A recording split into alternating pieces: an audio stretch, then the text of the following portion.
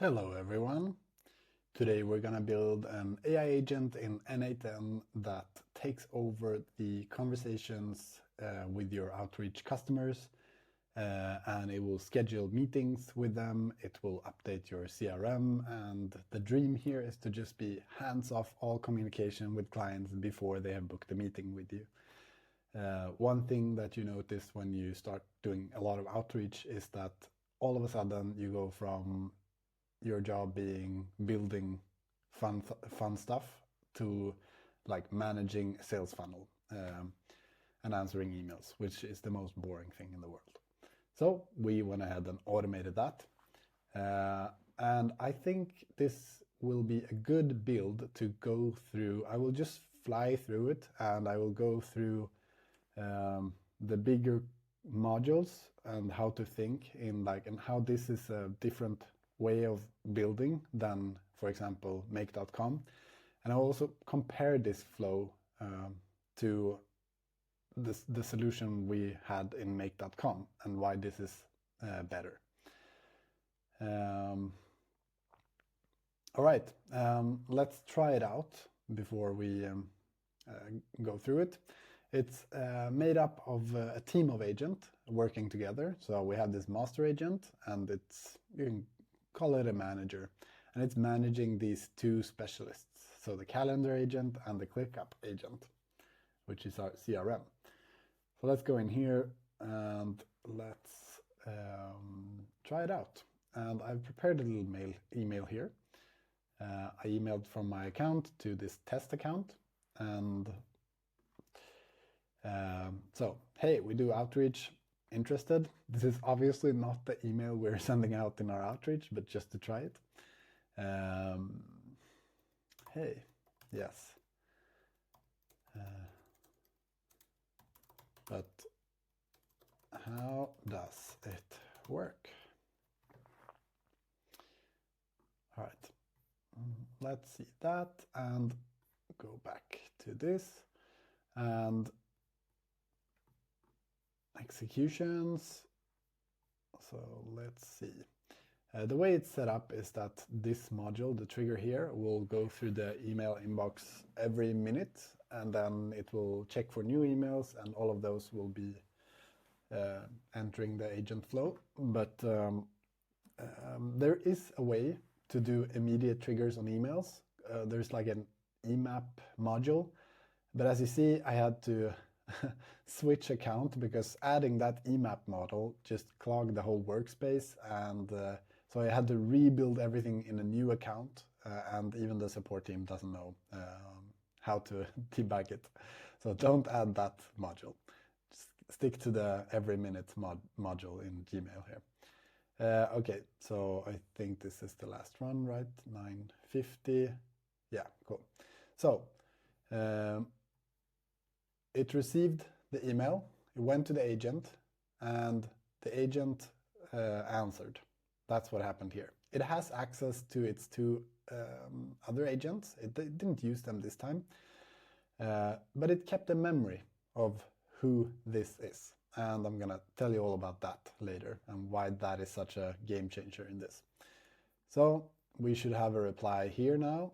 And all right, so I didn't train this agent on our specific like product or anything. This is just to show for this YouTube channel. Sure, I'd be happy to explain how our outreach service works. This is not how our outreach service works, or it's basically this, but it's a bit more.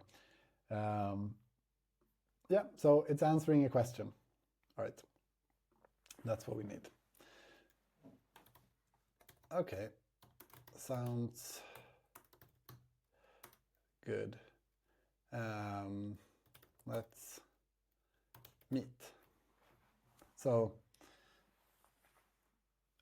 the fact that I can just answer, okay, sounds good, let's meet, without giving the agent any more context is a game changer. I know Zapier has this memory key function of keeping like stringing conversations together, but in Make there's actually no way of doing that unless you want to build a very custom solution. So Here we go again. Let's see if, yeah, a new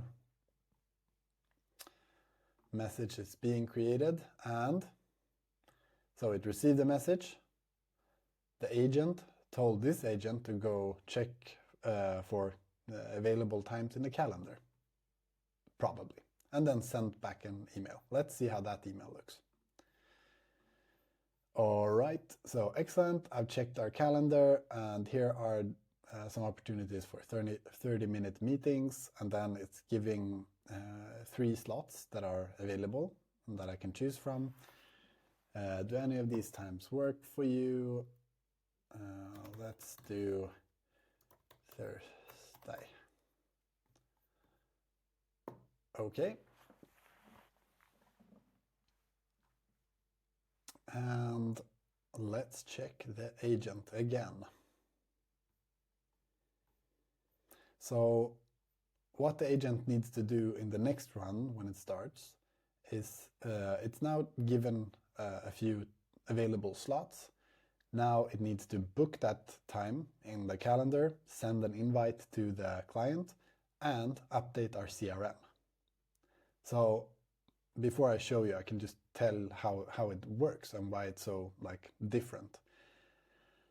This agent is just instructed in the way you are an expert in our managing our inbox, and you have access to these 2 tools or these 2 agents, and the way you communicate with them is just through language. So you don't need to send out any JSON or anything in code. You can just talk to them like people. So ask this tool to go check the calendar in pure language, or ask this tool to schedule a meeting for tomorrow with this person, or ask this tool to update the CRM and add the company information and stuff that you need to send with it. Let's check out this run. It's taking a little bit longer, I guess, because it's now probably updating our CRM.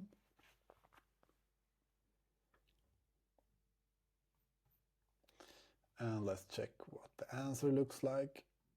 Yeah, here we got an answer. Perfect, the meeting has been scheduled, and the lead information has been added to our CRM. I mean, this part, as I said, this is a test version that I had to build quickly for this video. This part, it's now giving us the inner monologue. It shouldn't reply this, but anyway, here's what it should reply. Great, I've scheduled the meeting for Thursday at 10. Looking forward to meeting you. All right, so what has happened here? An AI has had the entire conversation with the customer until it has booked a meeting. And we can add all the knowledge that we have to this agent, and it can answer the questions. It can take over the entire conversation until meeting booked. Something that is so necessary, for example, if you're going to scale outreach globally and you're sending out hundreds of thousands of emails. There's no way you can filter through and manage that sales funnel and answer everyone and everything. You just need to filter out the ones who doesn't want a meeting and push the people who do want a meeting, answer them quickly and push them into a meeting with you. Let's see if it booked a meeting. I guess it's next Thursday. Yeah, here we go. So at 10, it booked a meeting. It invited the person as well. With no title. I need to prompt it differently. So pretty cool, right? That's how it works. And this one is finished now. Yeah.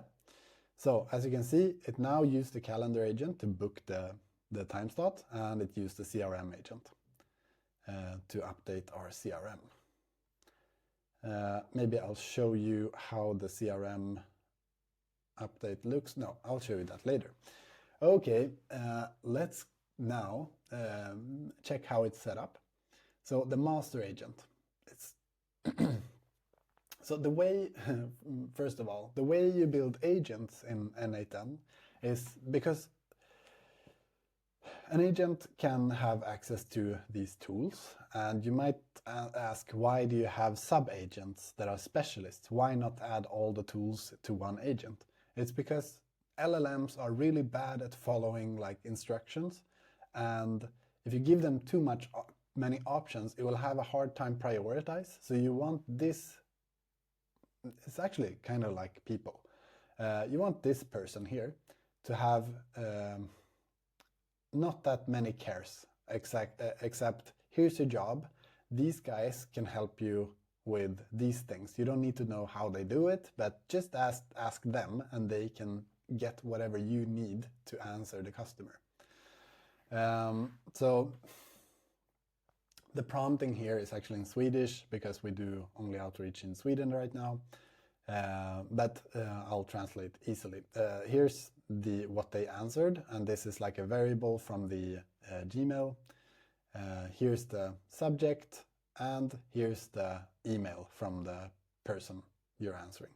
That's what the agent gets. And then the prompt is quite simple. It's your job is to manage our inbox and answer the customer's questions when they need them answered, but then you need to kind of like book a meeting with them as fast as possible. Check for times before you book a meeting. So like these prioritize, you need to check that if there is availability before you book. Then you need to book a meeting, and only after you've booked a meeting, you can add them to the CRM. And then I've added all of our stages in our CRM. So usually it will then add them to this stage, and I've just told what the ID for that field is. And now I just added respond in English because of this video. Okay, so that's how that works. How does the tools work? Like to add a new tool or a sub-agent, you just need to call a different workflow. So you add here, call an n8n workflow tool. And then you can create your own tools that are like, it can be static flows, but it can also be sub-agents. So let's go through how this one is set up. Like I said, you want the agent to have a carefree life. This is the instruction that the agent will see on how to interact with this tool. And what I've told it here is like, this is the calendar tool. You can use this to check available times or to book meetings. All you have to do is ask it for available times or when it should book a meeting for, and you should also add guest email if you book a meeting. And it will just tell that to the calendar agent. Which subflow should it be? It should be the calendar agent. That's how we set it up. And then we have the CRM agent. Same here, super simple. Use this tool to update new information or leads in our CRM. Just remember to send all of the necessary information about the client, company, and person and everything that you think that you need to add to the CRM. You don't need to make it more complicated than that. And that's our master agent. In here, we have mapped the variables from the Gmail module. So the message ID, the operation is reply to message ID. And with message, that's going to be the output from the AI agent. Great. That's it for the master agent. Let's check out the calendar agent. We're 14 minutes in. I'm trying to do this in under half an hour. We'll see. The trigger you need when you have sub-agents is workflow input trigger. It's triggered from another workflow. And the thing that will come here is just like this. It's a query. It's a string of text from the other agent, and it will just say whatever this agent needs to do with the information it thinks it needs to do that. And here I've instructed this one to really easy. Your job is to manage my calendar. You can check for available times and you can book meetings. You can use your 2 calendar tools for this, and right now the time is now. That's a variable that changes to the current timestamp, and the question it's receiving is here. It's just a query that the agent sends. Okay, and the tools, it already knows these native tools. In the CRM agent later, we're gonna see, I had to build those tools with custom API calls, but with these native tools, you don't really need a description. It knows what to do. But here's an important thing. For these, like it needs to know when it's scheduling an event.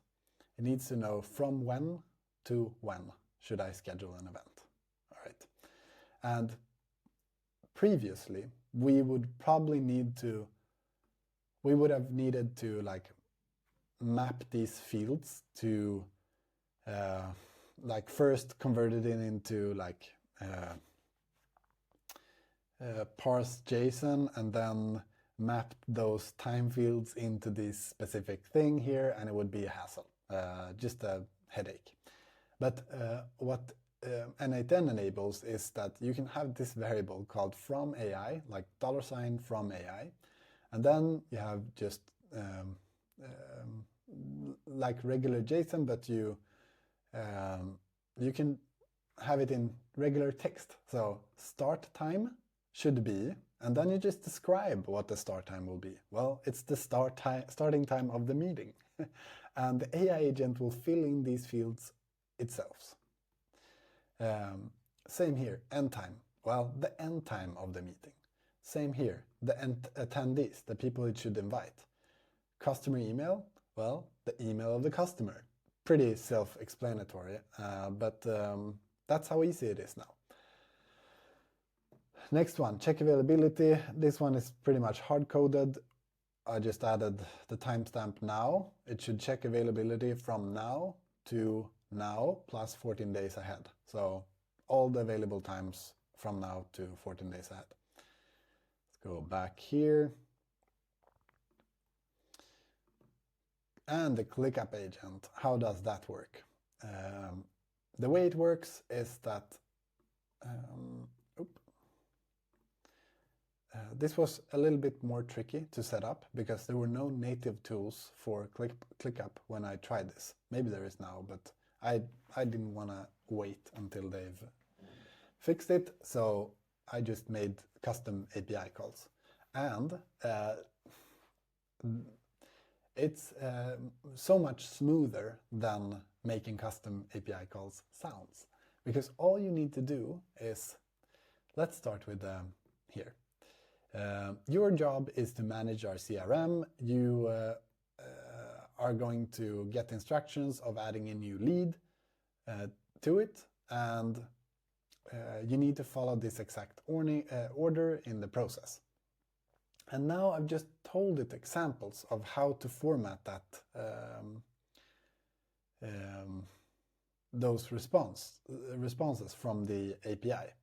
And because what's important with this particular flow is that before you can add a lead, you need to add a business, because the business is going to be tied to the lead. It's a relational field, but you can't add an object from a relational field if you don't have the ID. So you need to do it in this exact order. The first thing you need to do is to create a contact in our contact database. Then you need to use that ID to map it to the relational field of people that work in this company when you create a company profile over here. And when you add a lead to our sales funnel, you can map both the company, like the contact person, and the business to that lead. So everything is organized as it should. So it's not just like a ticket in the lead and you don't know, well, what company does this belong to and stuff like this. So that's why I needed to prompt the AI agent in what order it needs to do what. So first do this, then this, then this. And here are all the fields you need to add, pretty much. In the descriptions of every tool is the descriptions of how the agent, it will receive this description. How should I interact with this API?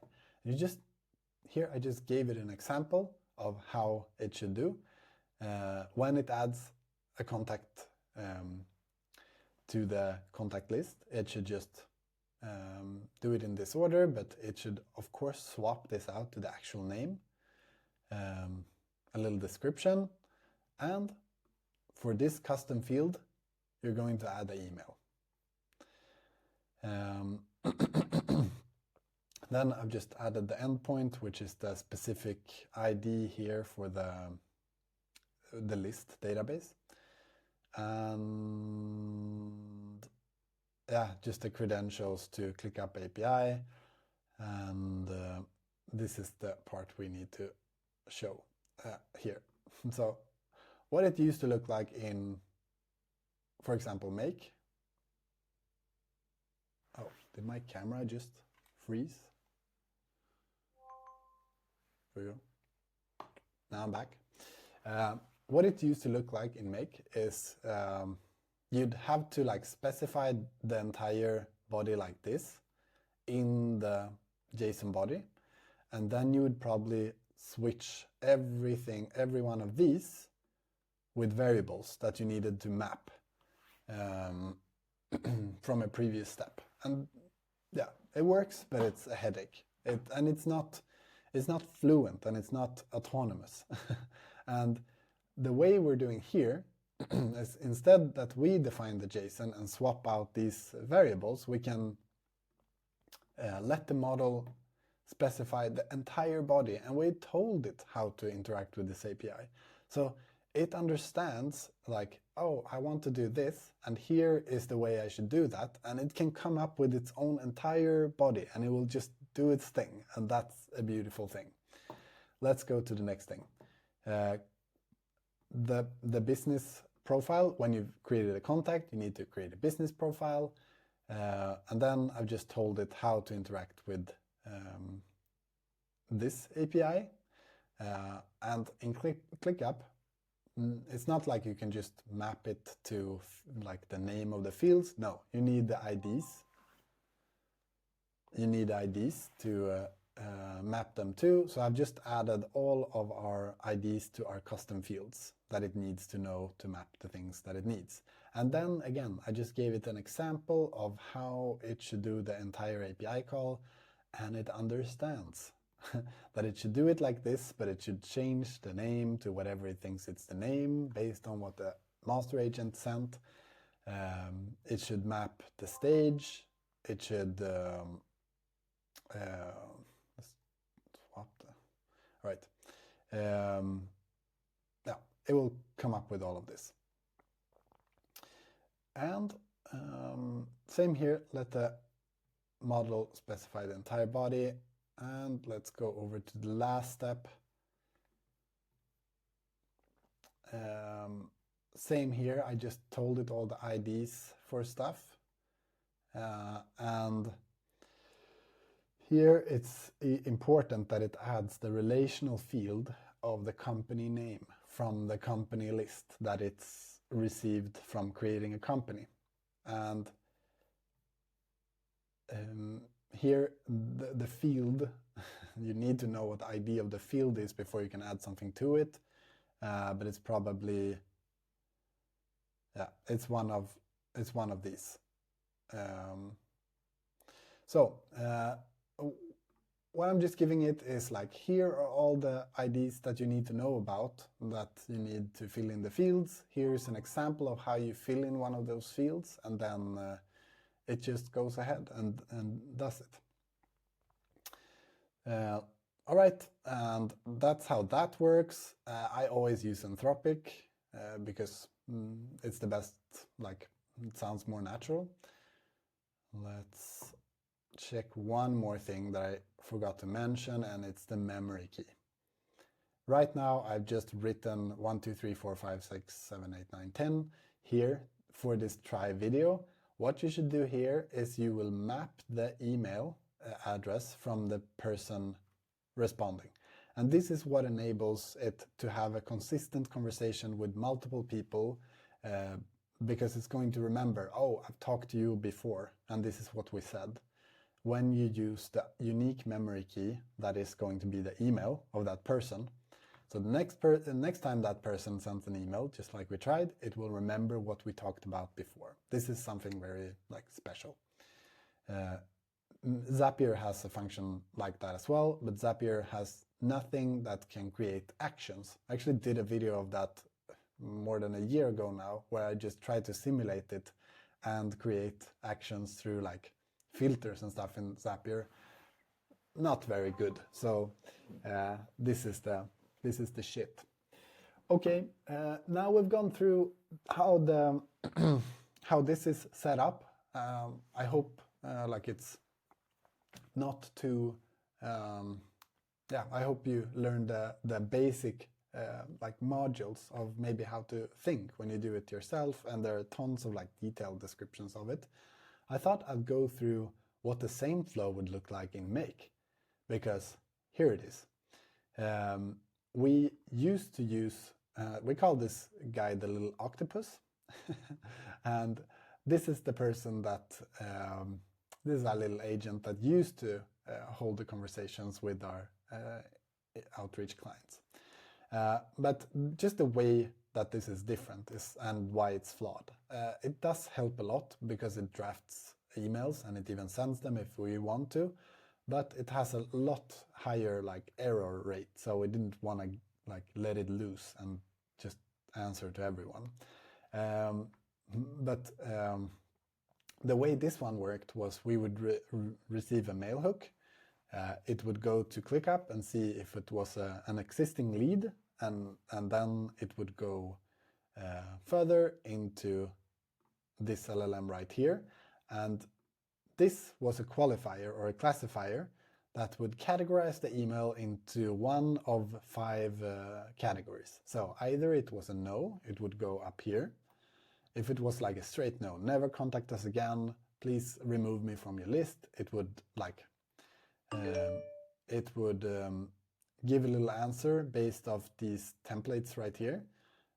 It will add them to the CRM under the category scrap, so we need to contact them, and it would draft a polite email back oh, sorry for disturbing you, have a great day. And if it was a more complicated question that it didn't know the answer to, that a human needs to take over, it would go into just add it to ClickUp here under follow up. And if it wanted to book an available time, then it would check my available time slots. It would draft an email of a few times that it had available, and then it would draft an answer and add it to the CRM. Then we had this part, which is if they answer oh, thanks for the offer, but not right now, then we would crawl their website and then do a custom-made little strategy, outreach strategy with their ideal customer profile and stuff like this, examples of how the outreach message would look, examples of segments that we could scrape contacts from and stuff, and it would add that in a contact, save it to a PDF, and then send it as a draft oh, hello, we just saw your you replied no, but we made this, or I made this custom strategy for you that you might help you in the future. No need to answer, bye-bye. And that would signal that we weren't a bot or something. But and we can do this way more advanced. We've done another version where I've trained an 11 Labs voice that are going to and it's sending back a video of me going through a presentation where parts of it is changed to this strategy document, that when I'm like going through that, it took a lot of like actions, and so we haven't continued with it. But yeah, you can do fun things like that. And then the last thing, I don't remember what this was. Yeah, this is future follow-up. If they say like, that's interesting, get back to us in 5 months, it would add it to the CRM with the date to come back. So a reminder in the CRM to remind me, and then draft a response like, okay, I'll come back to you soon. One more thing that I need to go through is, or show, is how the CRM was updated. And I'll need to filter out all our leads so you don't see them. So I'm gonna cut to the part where I've searched for only the ticket we added. Okay, here it is. I've filtered out everything else. And right now under meeting booked, the agent put the ticket under meeting booked. And left a little note. And as you see here, it has a relational field to the company name, to our company database. And we can even go into that here. And it took this name from the email address, which was like a test Zapier company. And as you see, it added the contact email here. But what it also did was it connected another relational field, which is the contact person. So Zapier tests on person. It created a company person that works on that company. So that's just an example of how these autonomous agents are gaining more freedom and can move more fluently and are not stuck to these like semi-static flows anymore. The same principles, you can build out the complexity forever. You can add like 100 different sub-agents that are specialists in different APIs and different tools, and it will yeah, I think yeah, there is so much to build here, and it's so fun. So yeah, I guess that's it for today. See you later. Bye bye.